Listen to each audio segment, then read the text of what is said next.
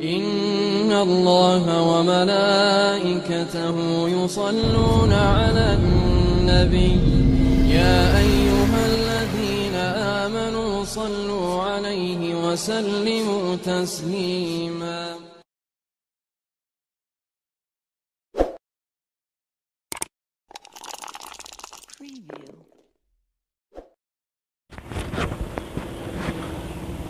Assalamualaikum warahmatullahi wabarakatuh.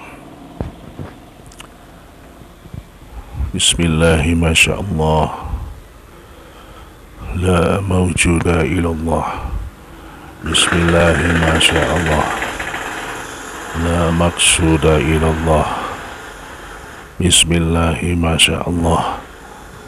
La hawla wa la quwwata illa billahil aliyyil azim. ذكر الله تعالى في الكتاب الكريم أعوذ بالله من الشيطان الرجيم بسم الله الرحمن الرحيم سنريهم آياته في الآفاق وفي أنفسهم حتى يتعلموا أنه الحق ولم يكفي بربك أنه على كل شيء شهيد. صدق الله العظيم. Alhamdulillah sahabat Mulkan Azam Channel, setelah sekian lama kita tidak bertemu kembali di channel Mulkan Azam Channel ini karena kesibukan saya, dan semoga dengan bertemunya kita kembali di bulan yang penuh barokah ini, kembali Allah meningkatkan tingkat keimanan, keislaman dan keihsanan kita di hadapan Allah dan Rasulullah Sallallahu Alaihi Wasallam. Dan semoga sahabat Mulkan Azam Channel yang saat ini sedang dalam keadaan sakit ataupun sedang kesulitan rezeki untuk berbagai permasalahan kehidupan, semoga Allah selesaikan masalahnya. Amin ya rabbal alamin. Sahabat Mulkan Azam Channel, pada kesempatan ini insyaallah Al-Fakir akan membahas sedikit tentang asal usul dari wafak ya, ataupun azimah.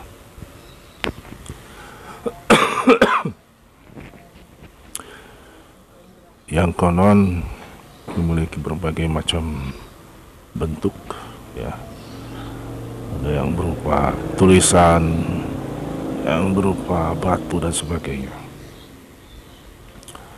ya.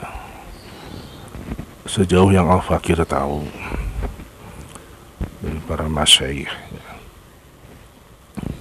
bahwa memang ada sebagian yang bersifat alami dari alam ini yang memiliki khasiat-khasiat tertentu seperti batu-batuan,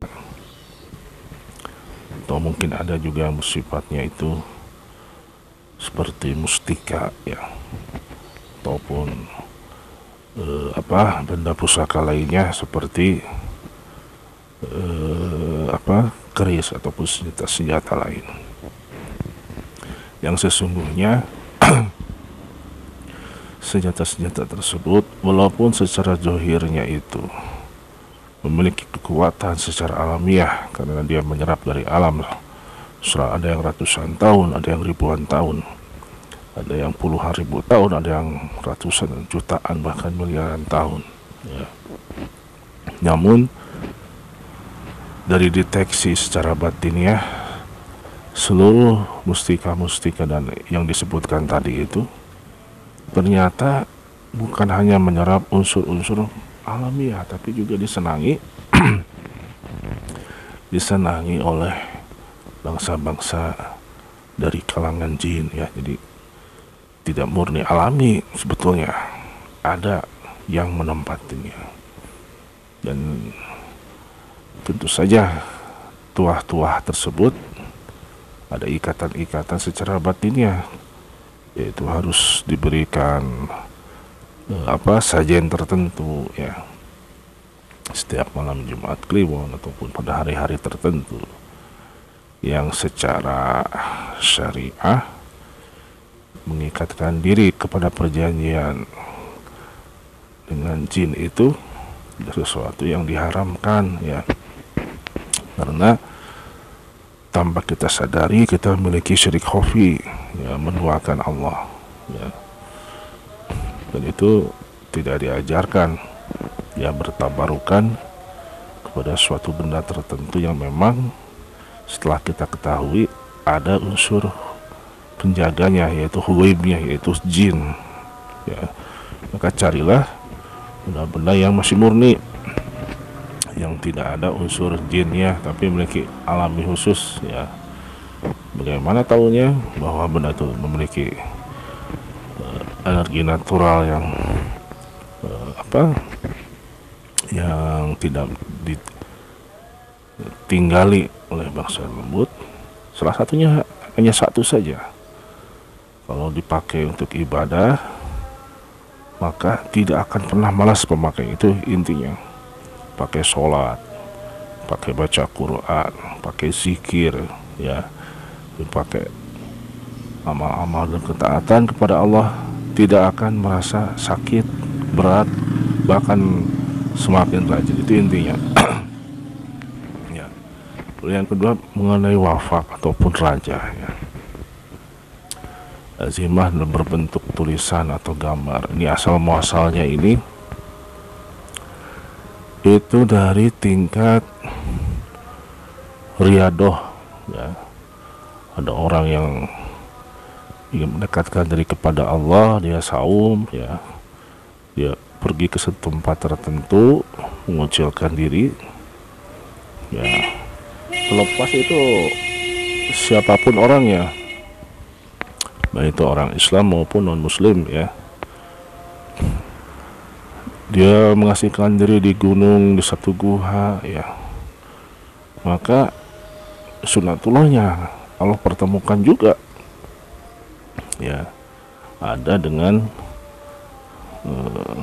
bentuk yang sifatnya itu tulisan ya, tulisan bentuk tertentu ya, ada yang berupa raja, simbol-simbol tertentu ya. Ada juga yang berupa gambar-gambar tertentu. Ini biasanya para resi ya, atau para pendeta-pendeta di Thailand tuh ya. Ada juga yang karena dia bertakarub lalu terbuka juga tentang rahasia planet ya, rahasia waktu ya, juga bisa berkomunikasi dengan penjaga malaikat langit untuk mengendalikan khodam-khodam yang ada di bumi ya. Itu umumnya ada di kitab-kitab hikmah ya, tentang bagaimana memanggil malak, para malaikat yang menghuni planet langit tertentu untuk mengendalikan khodam di bumi ya, untuk hajat-hajat tertentu ya. Di mana itu banyak terdapat dalam kitab-kitab hikmah ya.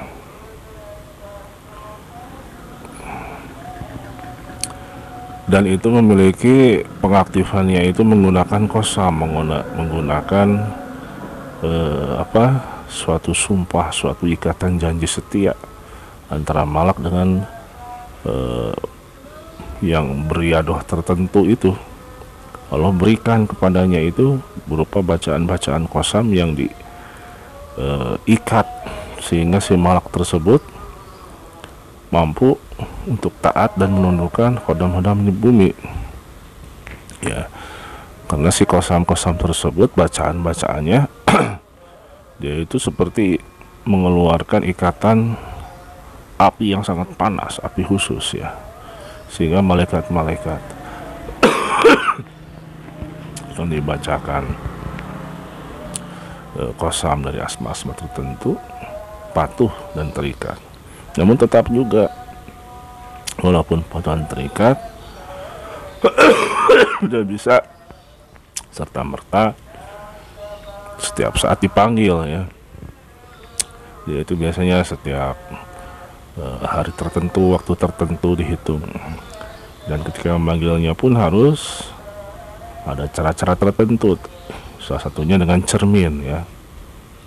Punya cermin karena alam dunia ini 3 dimensi ketika dijohirkan ke alam malaikat tidak ada perantara, harus dengan cermin ya. Ini sudah biasa dan sangat masyhur ya. Dan juga ada wangi-wangian tertentu, jamuan-jamuan tertentu ya, untuk mengundang para malak. Kalau tidak terpenuhi ya bisa-bisa kita yang malah sakit ya. Itu ciri-ciri secara singkat rajah ya, jimat yang asal-muasalnya dia taqarrub seseorang kepada Allah. Maka terlahirkanlah bentuk-bentuk tulisan, bentuk-bentuk simbol, ataupun cara-cara riyadoh tertentu yang Allah berikan kepadanya berupa hadiah karena keikhlasannya taqarrub kepada Allah ya. Terlepas dari itu semua ya, ada salah satu kitab, kalau tidak salah, kitab Durrul Ghawas ya, kata Syekh Ali Al-Khawas. Itu kitab Syekh Abu Wahab Asy'arani radhiyallahu an ya, kitab tasawuf, bahwa beliau di sana itu bertanya kepada mursyidnya Syekh Ali Al-Khawas radhiyallahu an, apa yang pertama kali Allah ajarkan kepada Nabiullah Adam alaihi salam ketika di alam malakut menjadi khalifat. Kata Syekh Ali Al-Khawas itu mengatakan, yang pertama kali diajarkan oleh Allah kepada Nabiullah Adam alaihissalam adalah pengetahuan tentang angka ya. Kalau dalam Al-Quran kan diajarkan nama ya. Kalau menurut Syekh Ali Al-Khawas, gurunya Syekh Abdul Wahab Asy'arani, pertama yang diajarkan adalah pengetahuan tentang angka. Angka apa saja, yaitu angka dari 1 sampai angka 9. Lalu setelah dia menguasai angka 1 sampai 9, diberikanlah angka yang berupa titik sehingga menerima angka 10, 20 sampai 90 ya. Lalu menerima angka juga titik yang kedua, yaitu 100, 200, 300 sampai terakhirnya itu 1000. Nah, dari 1000 inilah Allah beritahukan bahwa angka tersebut adalah dimensi ruh ya, pada setiap sesuatu. Jadi pada Nabi Adam itu diberikan 1000 macam pan ilmu, dan setiap 1000 pan ilmu ini pun dari ilmu huruf ini diberikan lagi ilmu yang kedua, yaitu ilmu huruf ya. Jadi kalau angka itu dimensinya dimensi ruh, nah kalau huruf itu dimensinya dimensi zohir ya. Setelah mendapatkan huruf-huruf yang seperti apa, yaitu huruf yang abjadun ya, huruf Arab ya, karena ya di surga juga bahasanya bahasa Arab ya. Tentu Nabi Adam ketika diciptakan itu kan sebelum masuk surga harus tahu dulu bahasa Arab ya, maka huruf abjadunnya pun hafal ya.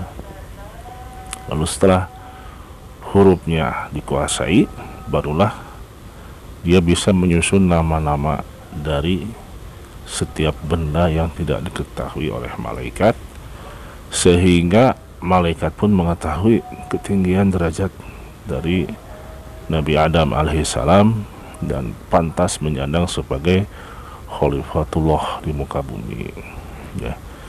Jadi yang pertama diajarkan itu adalah huruf adalah angka, lalu huruf, dari huruf jadi asma. Begitu juga dalam kitab-kitab yang penulisnya itu memiliki derajat silsilah khusus ya. Dan kalau misalkan kitab anu karya Syekh anu, kitab anu karya Syekh anu, ada salah satu kitab yang memang ilmu hikmah ya, membahas tentang ilmu wafak ya.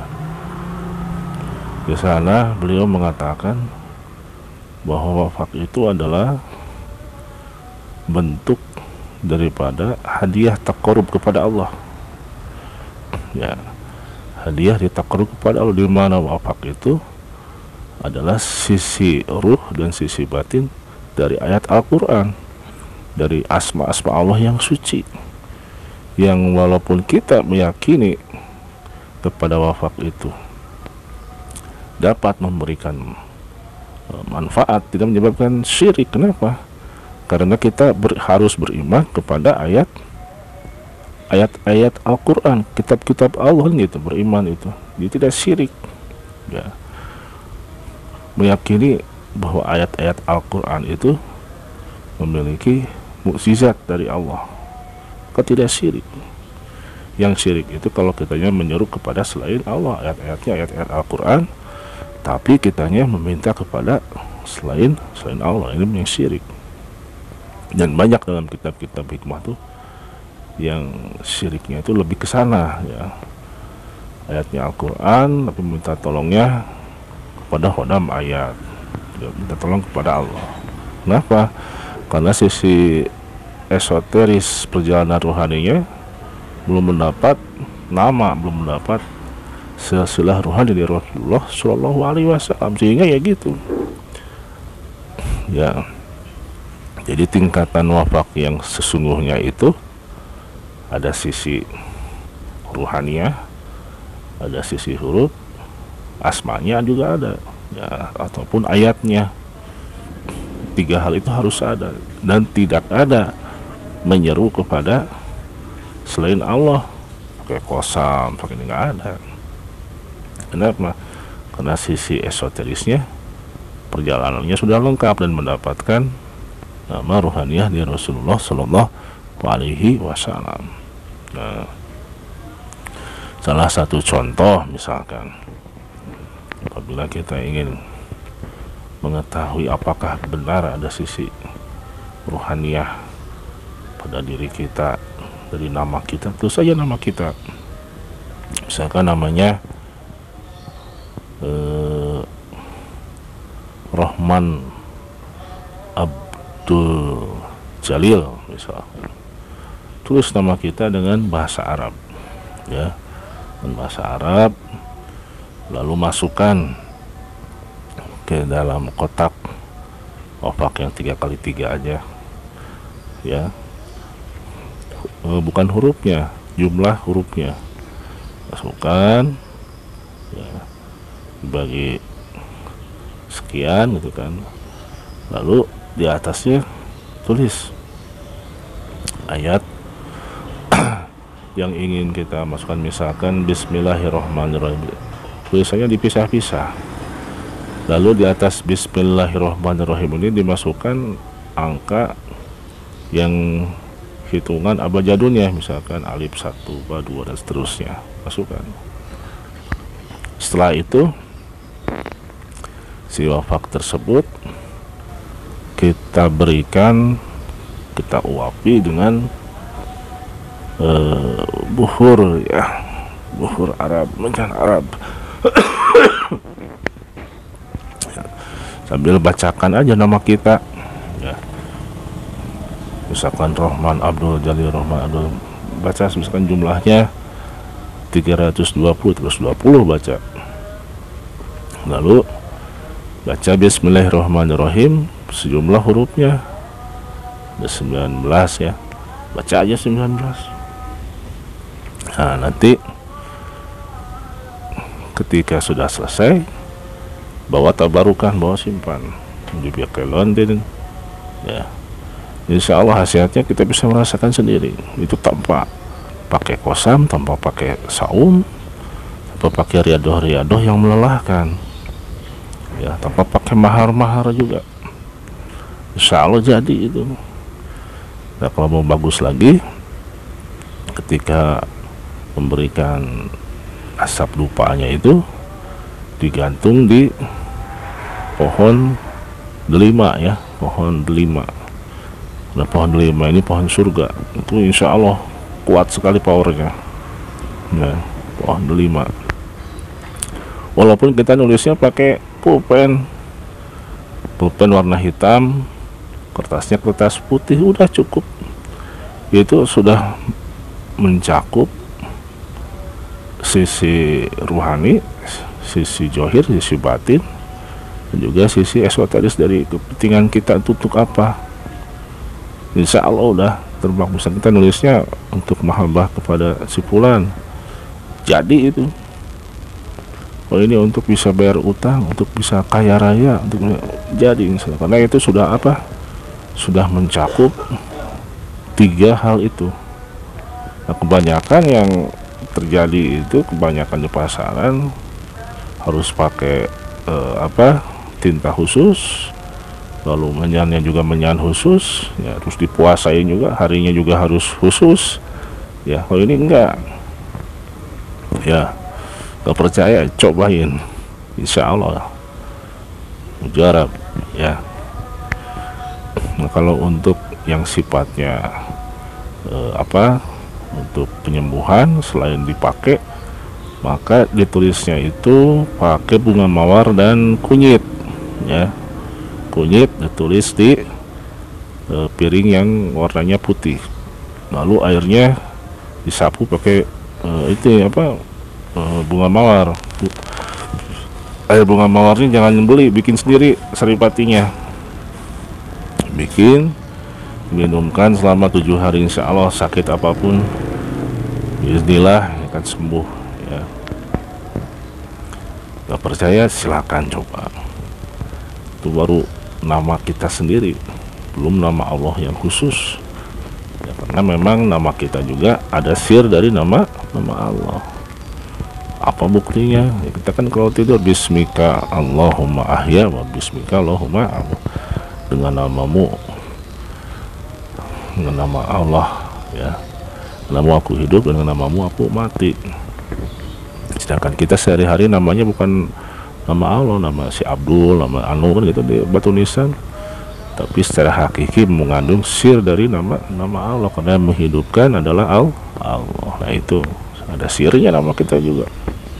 Baru nama kita juga dengan ditambah bismillahirrahmanirrahim, pakai huruf juga, itu sudah tajrib, jarob, insya Allah. Gak usah simpel, gak usah nyari yang aneh-aneh, pakai itu juga udah cukup, udah luar biasa kalau udah tahu. Makanya kajian-kajian ma'rifat kalau hubungan dengan wafak simpel ya, karena memang sangat simpel, nggak terlalu jelimet kayak di kitab-kitab hikmah, pakai kosam, pakai pakai ini, riadohnya seperti itu.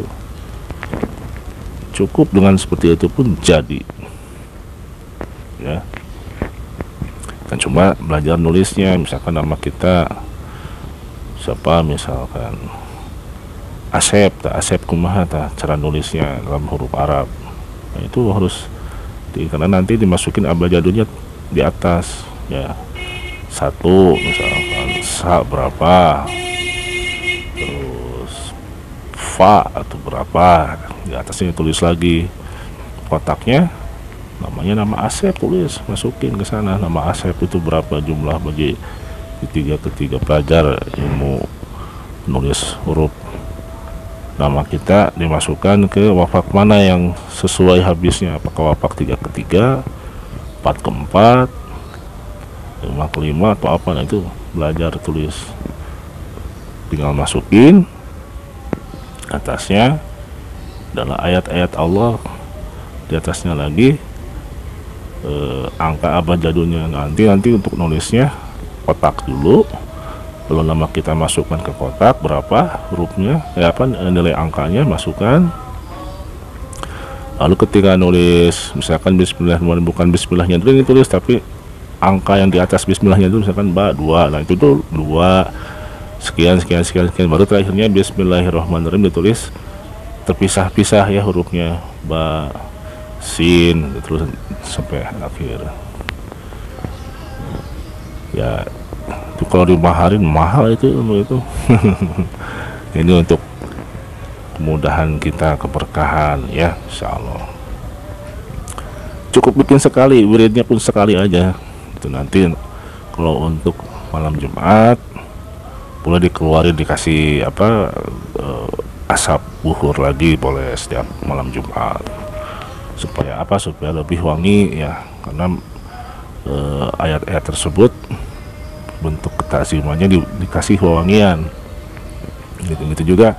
Si ininya misalkan ada area putihnya di luar wapak tersebut, maka boleh dioleskan minyak wangi non alkohol ya misalkan blackout ya, ataupun apalah gitu, atau apa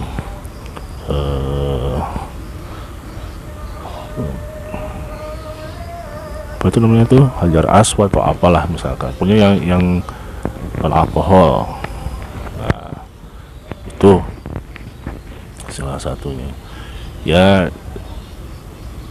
Kalau pakai amal yang seperti ini sangat simpel sebetulnya, sangat simpel, dan dari para masyayikh yang memang mengetahui hal tersebut gitu ya, jadi nggak akan sampai inilah syirik. Itu saja yang bisa saya sampaikan. Mohon maaf atas segala kekurangan. Subhanallah bihamdihi, subhanallah bihamdika, asyhadu an la ilaha illa anta, astaghfiruka wa atubu ilaik. Amiltu su'an wa zalamtu nafsi faghfirli fa innahu la yaghfiru dzunuba illa anta. Assalamualaikum warahmatullahi wabarakatuh.